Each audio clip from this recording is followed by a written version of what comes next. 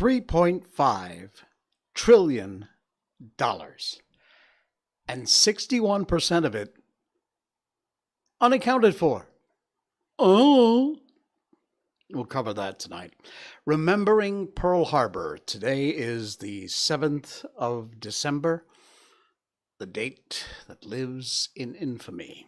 We'll take a special look at that, a first-hand account of that day back in 1941. And China, TikTok, and the midterms. Yep, that and more. We got a lot more coming up tonight. Welcome to the Jay Sheldon Show. We're live across rumble.com, of course, our main channel. And thanks to all the folks who check out our video, whether it's live or the replay. Also, we're live on Facebook, YouTube, and Twitch.tv. We're on all 4 platforms right now, live across the planet we call Earth.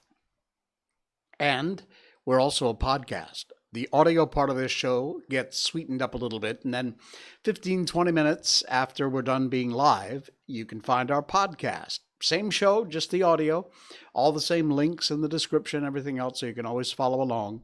And you will find us on iTunes, Apple, Spotify, of course. Had a great year over on Spotify. Thank you to all of our listeners on Spotify. Geo7 in India, where we have a fairly good audience. Hello, India. And also, Google, Stitcher, Radio Public, all the podcast platforms. Wherever you get your podcast, look up The Jay Sheldon Show. Give us a follow and a subscribe. We really appreciate it. The subscriptions are what really help the show to grow. And so we thank you. It doesn't cost you anything. Does us a great deal of good. So if you appreciate it, the work we do here, thank you.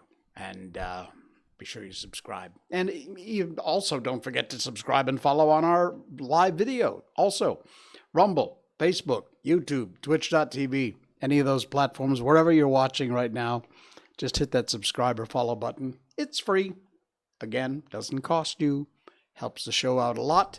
And, of course, one of the things you can find on our show at the beginning of every episode is this little lady's update. Where is she? No, not that. Where is it? There it is. Oh, my God. Miko update. This camera operator tonight and our switcher are just... They're not following the program, folks. Oh, I'm telling you. All right, Miko update. Yeah, so anyway, there she is. She's doing great.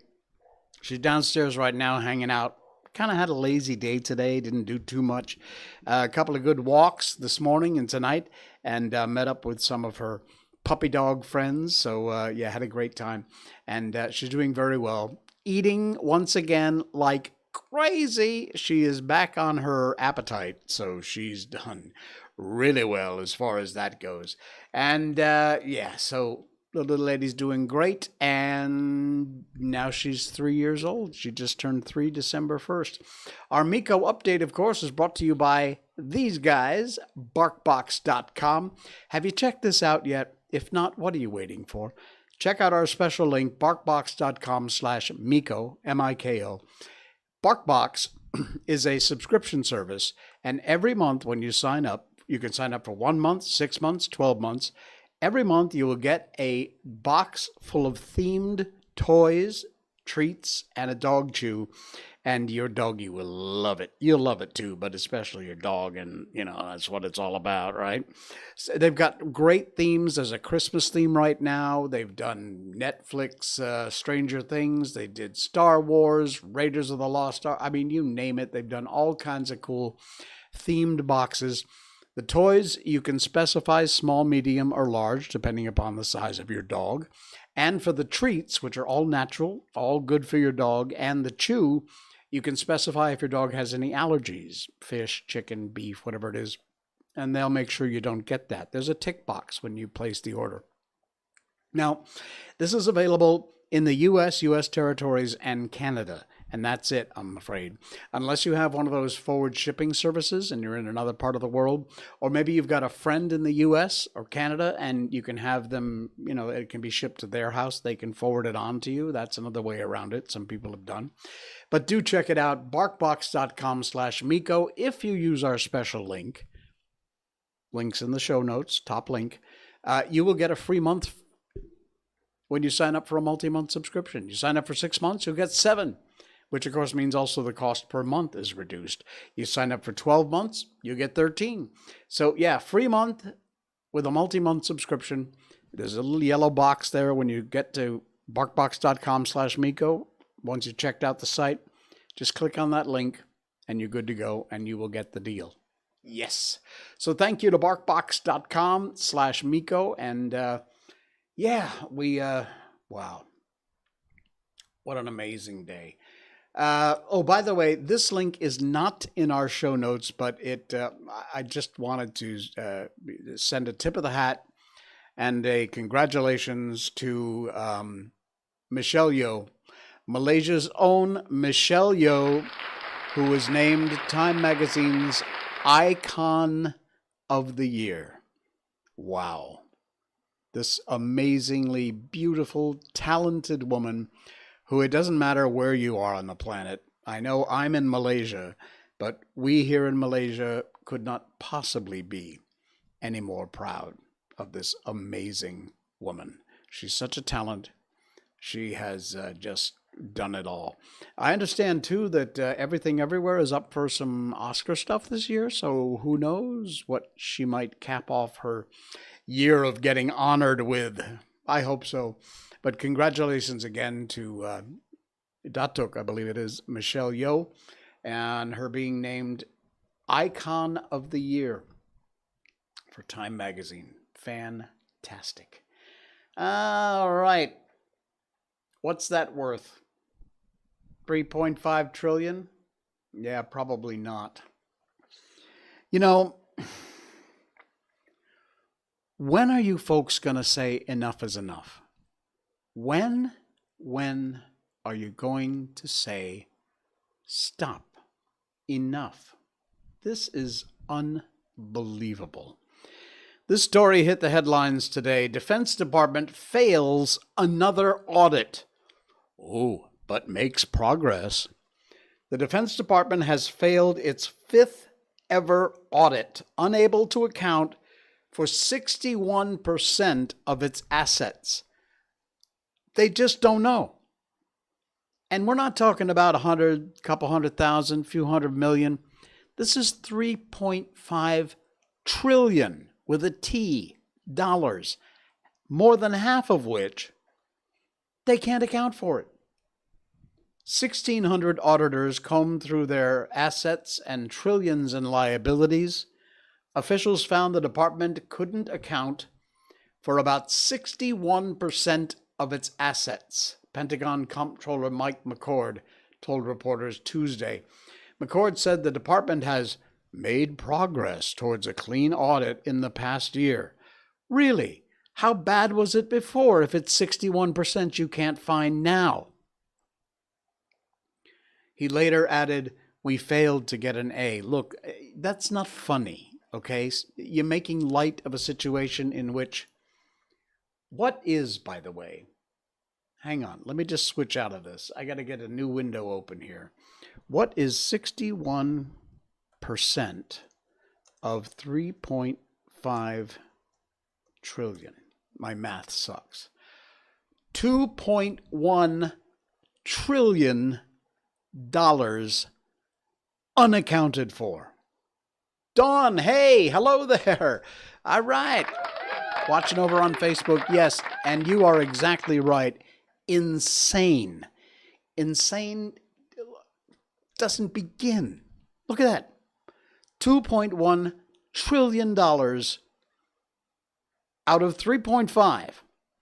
That basically they just say, don't know, can't account for it. And this idiot McCord, again, making fun of the situation. Hey, indeed, my friend. I wouldn't say we flunked. The process is important for us to do, and it's making us get better. No, it's not. It's not making us better as fast as we want. This year's outcome was not unexpected. Oh, really? You expected to suck. Is that it? It's just beyond me. And these people are completely unaccountable. Unaccountable. Why isn't your legislatures, the senators, saying, hold on now, wait a minute. Here's another article from the Gateway Pundit. These links, by the way, are in our show notes if you want to read the whole article. Pentagon fails another audit. Over $2 trillion in assets included in the failed audits. Not surprising, because the Pentagon has never completely passed an audit. In typical Groundhog Day fashion, the Pentagon has failed another audit. Yet for the most part, nobody seems to care. That's my point. That's why I wanted to talk about this. Exactly what this article from the Gateway Pundit says. The media, the government, you, citizens, why aren't you on the phone with your representatives screaming bloody murder? Year after year after year, they fail to account for trillions of dollars. Yeah, and it's all okay. This recent failure marks the 5th year the Defense Department failed to meet the audit requirements set by Congress. Your former War Department cannot account for all of its assets. So, how bad was it? If you ask the lead money man of the five-sided building, not that bad. I mean, it's only a couple trillion. It's incredible. Read this other article. This is amazing. And it's from the Gateway Pundit. The link is in our show notes. It's time, folks. It is time to stop just sitting there and expecting other people to do things that you need to be doing. You need to get up and dance. You need to start bitching and complaining about these idiots, these morons who have no... What's the word I'm looking for? There's no penalty. That's it. There's no penalty for what they're getting away with. People just shake their head, suck their tongue, walk away. Unfreaking believable. And it just keeps happening. Wow. All right. Yeah, no accountability whatsoever. You're exactly right, Dawn. Exactly right. All right, today is December 7th, 2022. But a great number of years ago, on this date in 1941, the combined air and navy forces of the Japanese Imperial Army struck Pearl Harbor. And you know what? Until I was researching this today, I didn't realize. I mean, we've all seen the footage. I'm going to play some of it for you coming up while I read this article. But what I didn't realize is that the bombers, the Japanese bombers, did not only hit the ships in Pearl Harbor. Some of those bombs were targeted on areas near Pearl Harbor, in and around the city. So there was a great number of people injured and killed in the attack on Pearl Harbor that were not in the harbor, because the Japanese also targeted and bombed areas of the city. Until today, I did not know this. What an eye-opener. All right, now I got to figure out how to do this, because it's going to be a bit weird, so bear with me. There's an article from the readersdigest.com, rd.com, and it is a full-time account. Dawn has shared the stream. Thank you, Dawn. One survivor's unforgettable story of unfathomable courage at Pearl Harbor, told in full for the first time. There is a picture of this gentleman, and what I thought I would do, if I can figure out exactly how to do this, so bear with me for a second, okay? Let's go over here. Okay. While I'm reading this, I'm going to play for you this newsreel of footage. It has been colorized, and normally I'm not a fan of colorizing, but to me it really made this footage stand out and be that much more amazing. So while you take a look at that, I'm going to read this because it's amazing. It's a first-hand account. A little after 5 a.m., the overhanging deck on board the USS Arizona. I awoke on my cot. I stowed the cot away and then went to shower. Afterward, I dressed in the clothes that sailors wore on Sundays, pressed white shorts, a white T-shirt, and my sailor's hat. At 5:30, reveille sounded over the intercom. Below decks, men headed to the showers. 5:50 a.m., open waters, 230 miles north of Oahu. Japanese armada gathered. The attack force consisted of 6 aircraft carriers, 2 battleships, 2 heavy cruisers, 1 light cruiser, 9 destroyers, 8 tankers, and 3 submarines that escorted the carriers. The ships turned east into the wind and increased their speed to 24 knots. Japanese carriers at 6:15 and 6:30 launched 183 planes from their decks. The first wave of planes included 51 dive bombers, 40 torpedo bombers, 49 horizontal bombers, and 43 fighters. 6:30 a.m. Chow call sounded. I ate typical Sunday fare: coffee, powdered eggs with ketchup, fried spam, pancakes. The USS Arizona was one of the 185 ships of the Pacific Fleet moored in Pearl Harbor that day. The number included 8 battleships, 2 heavy cruisers, 6 light cruisers, 29 destroyers, and a number of auxiliary vessels like tankers, repair ships, a hospital ship. Because of poor weather, the fleet's 3 aircraft carriers remained at sea. 6:30 a.m., outside the entrance to Pearl Harbor, the USS War fired on an unidentified sub. It sank, and the destroyer finished her with a depth charge. The Ward reported the sub sinking to authorities at Pearl Harbor, but the report was passed so slowly, no alert was given to the other ships. Shortly after 7 a.m., Opana Point Radar Station, Oahu's North Shore. Army Privates Joseph Lockhart, George Elliott completed a shift, but Lockhart stayed to give the more inexperienced Elliott additional training on the radar equipment while they waited for breakfast. A large blip appeared on the screen. Private Lockhart concluded it was a formation of planes approaching Oahu. At the same time, Japanese carriers launched a second wave, which included 77 dive bombers, 36 fighters, and 54 horizontal bombers.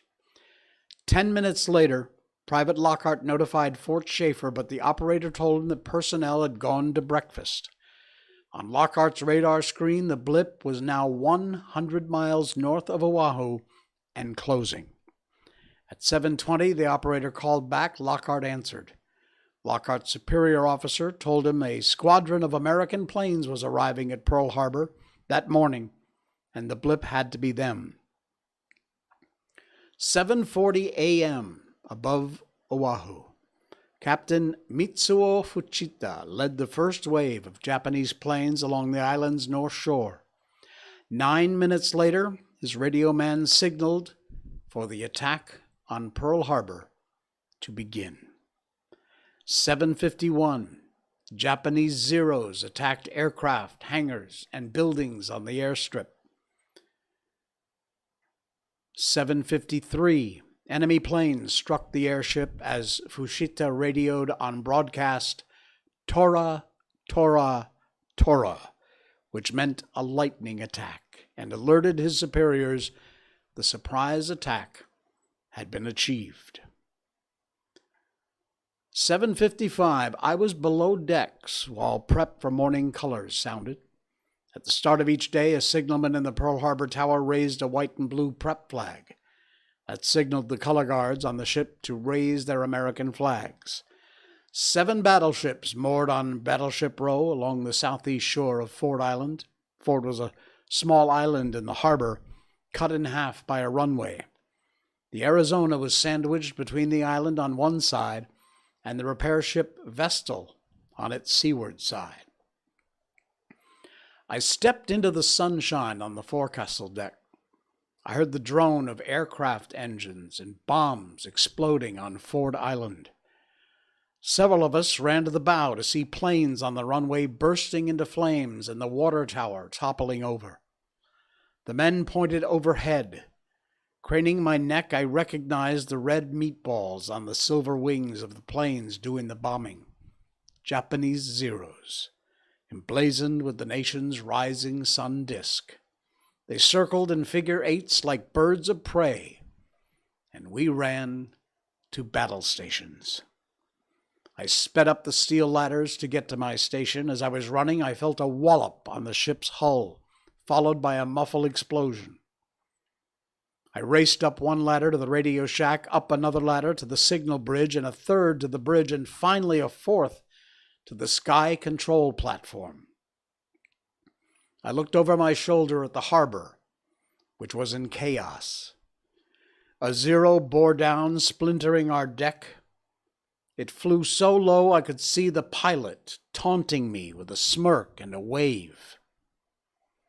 The air defense alarm sounded, followed by general quarters. Attention, attention, attention. Man your battle stations.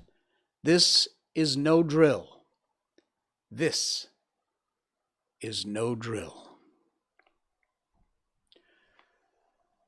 That first-hand account of what happened on the morning of Pearl Harbor is a link in our show notes. It's rd.com if you want to specifically find it. Looking at this footage I've been playing while I was reading this account is frightening. Unbelievable what these men and women went through. Happened today, in 1941. Wow. Unbelievable. All right. What else we got going on here? Wait, why is this 3.0? Okay. You got to bear with me, folks. I'm doing things a little back-asswards tonight, so I'll get to it. By the way, the link to that YouTube video that I just played, you'll also find that in our show notes tonight, so you can watch the video for yourself if you want. Please do. All right, hang on a second. I'll get there. Give me a moment. All right. Hey, you know what? I don't think he's in the audience tonight, but Aldwin, is it? He knows that I'm a Trump supporter. Sorry if that offends you. I just am. I like the job the guy did. I think he got cheated out of the last election, and that's just me. You don't have to agree with me. But anyway, he said, I'm such a fanboy. And I said, no, I'm not. If something happens with Trump that I don't agree with, I'm going to talk about that too. Something happens that, thank you, Dawn, powerful. If something happens that I agree with, we're going to talk about that. And this is a link in our show notes about something that is not particularly pro-Trump. It's from Blaze Media. A jury has found the Trump Organization guilty on all counts of criminal tax fraud. Ouch. A jury in Manhattan returned a verdict of guilty against 2 companies of the Trump Organization on 17 counts of criminal tax fraud in a 15-year scheme. Wow.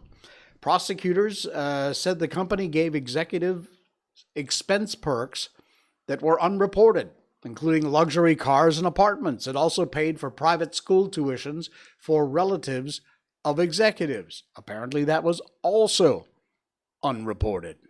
Yeah, old man is right. Trump himself was not charged in the case, but investigators said in court the former president did know about the scheme at the former president's real estate company. This was a case about greed and cheating, said Manhattan District Attorney Alvin Bragg. The Trump Corporation and the Trump Payroll Corporation got away with a scheme that awarded high-level executives lavish perks and compensation while intentionally concealing the benefits from the taxing authorities to avoid paying taxes. Today's verdict holds these Trump companies accountable for their long-running criminal scheme. And somewhere in here, here we go. They face up to $1.6 million in fines when sentencing happens in January. So next month. Spokesperson for the Trump Organization said, of course, they plan on appealing the verdict. So we'll see what happens. We'll follow along as best we can here and keep you updated. But yeah. So there you go. To those of you who think I'm, this big fanboy of the Donald and he can do no wrong, that is not true. When I see stories that are not pro-Trump, you're going to hear about it too. Also, Blaze Media, links in our show notes. We did a whole show about this idiotic TikTok and how evil it is and how you'd better not have it on your phone or your kids' phones. And if it is, you better get rid of it. Wipe it clean. It is nothing but awful spyware.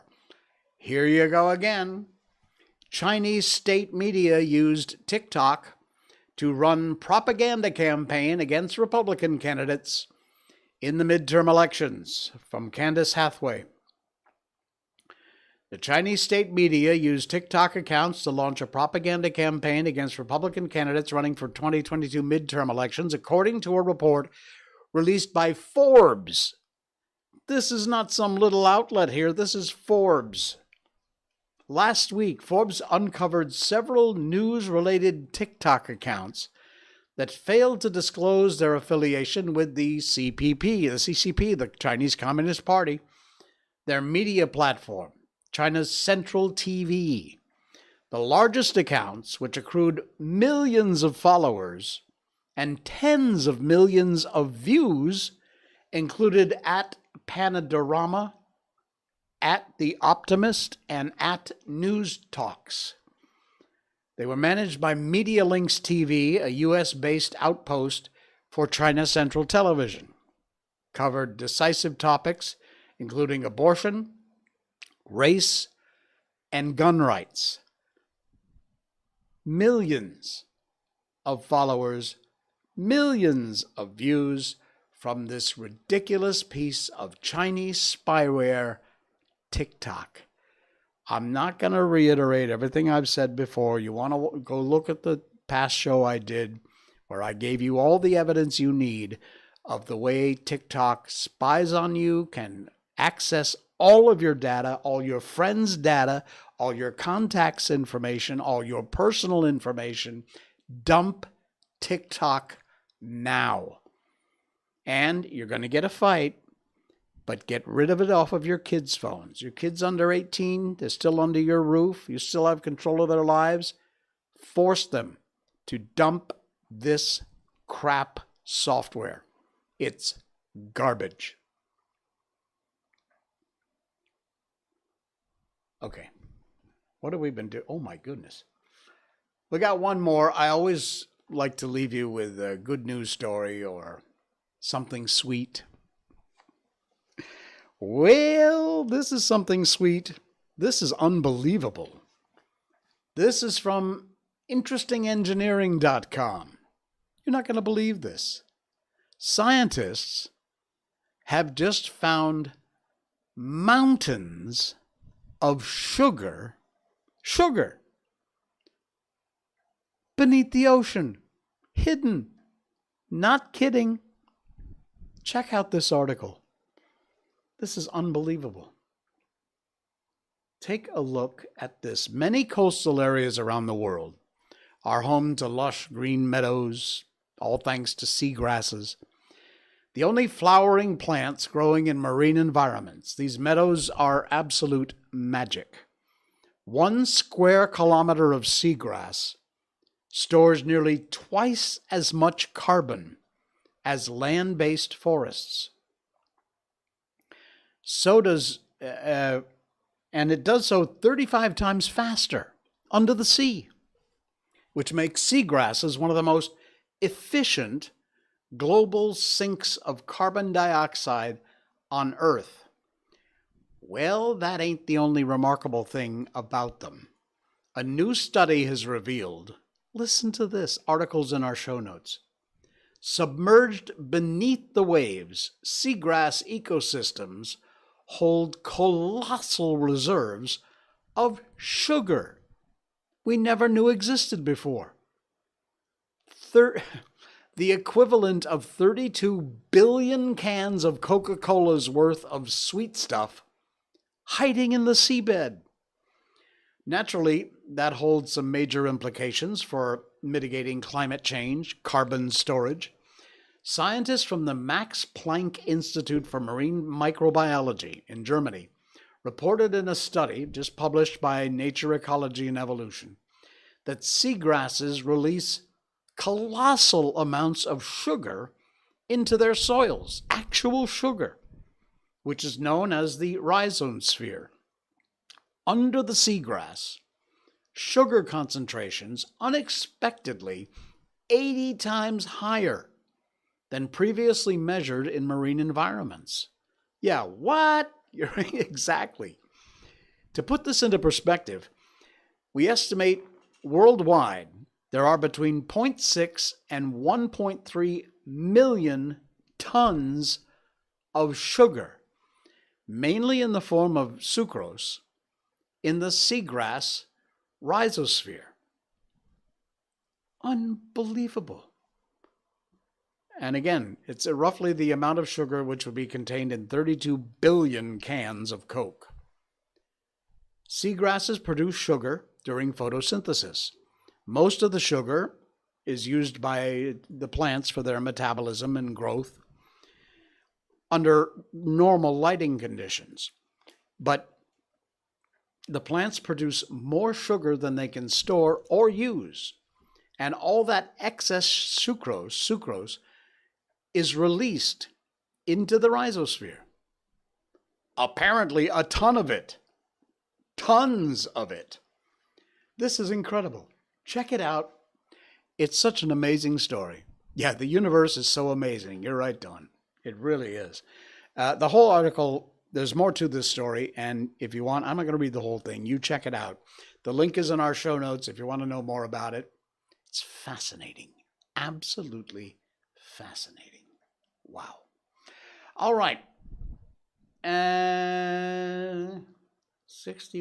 Oh, okay, never mind. I don't need that. Okay. What I do need is the title to our book. If you don't know, or maybe you just found the show, what we do at the end of every stream is we read books, classic books. We have done The Wizard of Oz, Peter Pan, The Little Prince, Alice in Wonderland, you name it. We've done so many great classic books here on the stream. We read a chapter a night, or maybe half a chapter if it's a long chapter, and we go all the way through the whole book until we get to the end, and then we move on to the next book. And right now, for the last, 20, 2 chapters. We've been reading the original Bambi, which was written in German and authored by Felix Salten. It was translated into English. It pretty much follows the animated Disney film, which came out back in 1941 and then was re-released a whole bunch of times after that. I think when I saw it, it was the release that was done in like 1966. I would have been about 8 years old, I think. I saw it at the Skyview Drive-In in Torrington, Connecticut. And I still actually remember watching it. I really do. I don't have a lot of memories of way back then, so many years ago, but I do remember that.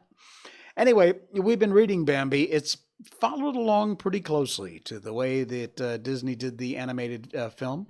And so we're going to continue on with chapter 22. We only got about 3 more chapters. By the way, these books come to us from the Gutenberg Project, gutenberg.org. And when we're done with this one, I don't know what we're going to read next, and we'd like to take suggestions from you. So if you want, go over to the Gutenberg Project, find a book you like or one you think would be great to read out loud, and send me along a suggestion. You can email me at show@jsheldon.com, SHOW, show@jsheldon.com, or send me a PM on the Jay Sheldon Show Facebook page. I read all your messages. I reply to everybody always, and it'd be great to hear from you if you've got a suggestion for a book that you'd like us to read. All right, let's continue on here. It's chapter 22 of Bambi. One morning, something very bad happened to Bambi. The feeble gray of dawn was creeping its way through the forest. A milky white mist rose from the meadow, and the quiet that breathes the change in the time of day stretched itself out everywhere. The crows were still not awake, nor the magpies, and even the jay was asleep. Bambi had come across Faline in the night.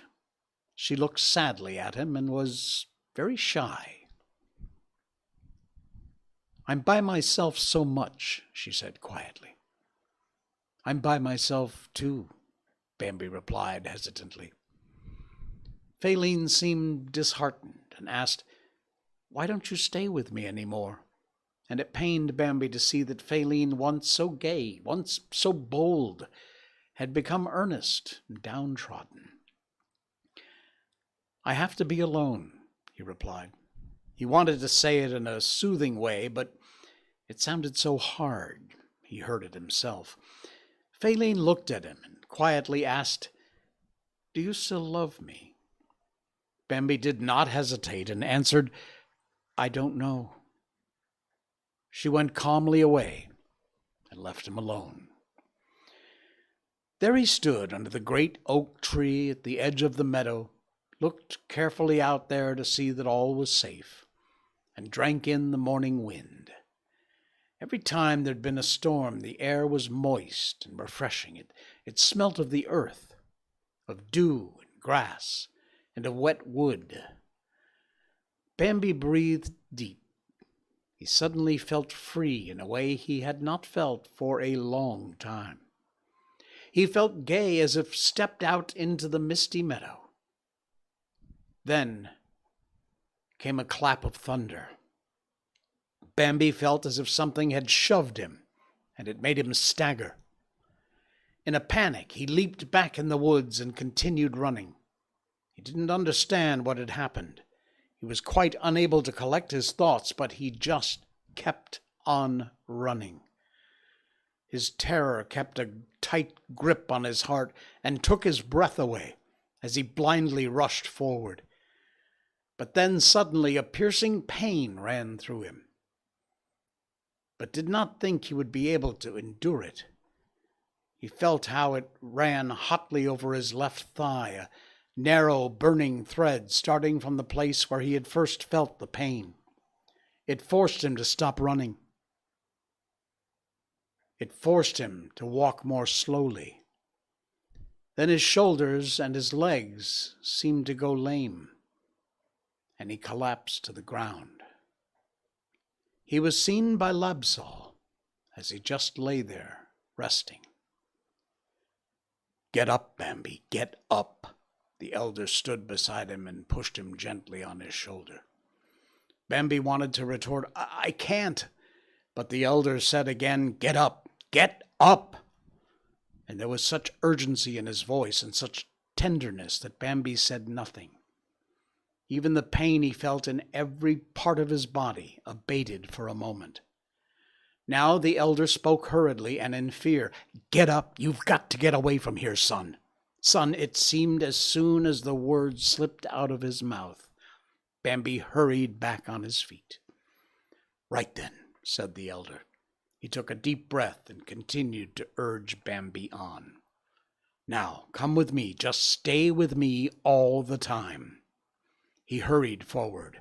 Bambi followed them, even though he was yearning to drop to the ground and lay still and rest. The elder seemed able to see this and spoke to Bambi without pause. Whatever the pain is, you've got to just bear it. You can't even think about lying down. Never think of that at all. That by itself will make you feel tired. Now you've got to just save yourself. Do you understand, Bambi? Save yourself, otherwise you're lost.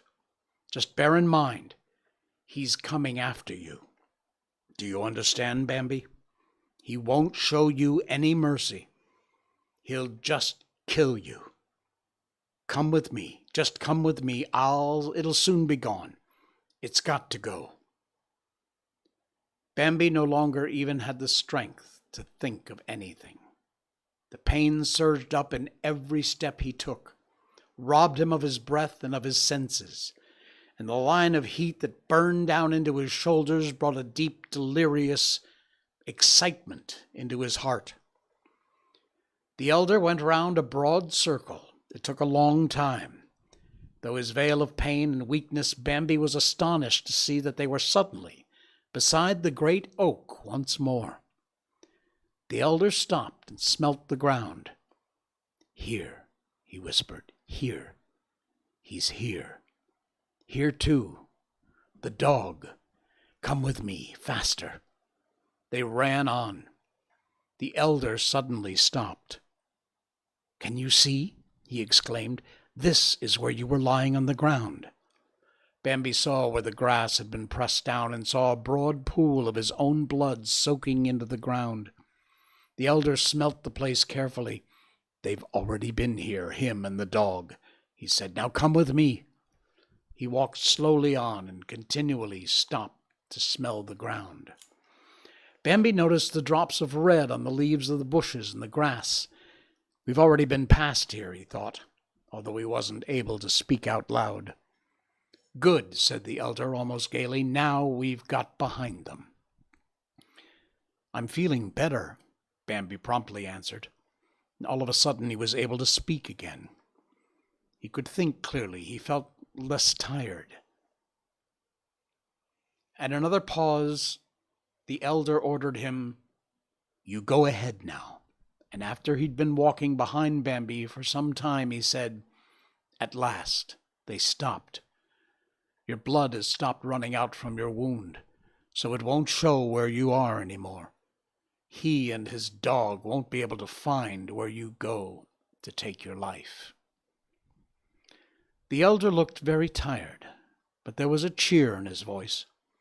Come on, then, he continued. Now you need to have a rest. They arrived at the broad gully that Bambi had never been across. The elder climbed down into it. Bambi tried to follow, but it took him a lot of effort to climb down the steep slope on the other side. The fierce pain he began once more to feel went through him. He fell over, pulled himself back up, fell over again, and began to gasp for breath. I can't help you here, said the elder. You've got to get up here yourself. And Bambi did get up to the top. He began once more to feel the hot band of pain that shot down his shoulder, and felt for the second time that he was losing his strength. You're bleeding again, said the elder. That's what I expected. It's not much, though, and he added in a whisper, it doesn't matter anymore. They made their way very slowly through a grove of beech trees as high as the sky. The ground was soft and smooth. Didn't take much effort to go through it. Bambi yearned just to lay down here, to stretch himself out and not move a finger. He could just not go on any further. His head hurt. There was a buzzing in his ears. His nerves were quivering and his fever began to shake him. His eyes went dim. There was nothing more inside of him than the yearning for rest and a vague astonishment at how his life had suddenly been interrupted and altered, at how he had once used to go through the forest in good health and without injury. Just that morning, just an hour earlier, it seemed to him now like the happiness of a distant time that had long since vanished. They passed through a low thicket of oak and dogwood. The fallen trunk of a beech tree lay across their path, deeply embedded in the bushes. It was very big, and they could see no way of getting past it. "Now we've got there," Bambi heard the elder say.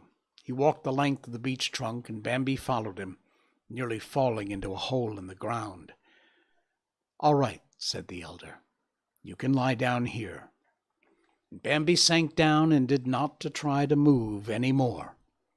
He saw the hole in the ground under the fallen beech trunk was deeper than it had seemed, creating a small chamber. The bushes at the edge of it closed over him as he entered, so no one could see in. Once he was down there, it was as if he had disappeared. "You'll be safe here," said the elder. "Stay here, and don't go anywhere." Days went by. Bambi lay in the warm earth, the bark of the fallen tree slowly rotting above him. It listened to his pain as it grew inside his body, became stronger, and then abated, weaker, and went down, steadily softer and softer. Sometimes he would struggle outside, where he would stand weak, unsteady on his tired, unreliable legs, and take a few steps to look for food. He began to eat herbs that he'd never before noticed. Now they'd suddenly began to offer themselves to him, called to him with their scent, and had a strange and tempting sharpness. What he had until then despised, what he would have thrown away if he inadvertently got it between his lips, now seemed tasty and spicy. Many little leaves, many short stalks continued to seem unappetizing even now, but he nonetheless ate them under some kind of compulsion, and his wounds healed more quickly, and he could feel how his strength was coming back to him. He'd been saved, but still he didn't leave his chamber. He would only come out at night, take a few steps around, but in the daytime he would remain quietly in his bed. It was only now, when his body was feeling no more pain, that Bambi realized that all that had happened to him. He was able to think once more, and a feeling of great horror arose within him. His character had been shattered. He wasn't able to simply wipe it away, not able to stand up and run about as he had before. He lay there and felt so many emotions. Alternatively, disgusted, ashamed, astonished, disheartened, but soon afterwards full of melancholy, and soon after that full of happiness. The elder was nearby at all times. At first, he was at Bambi's side day and night.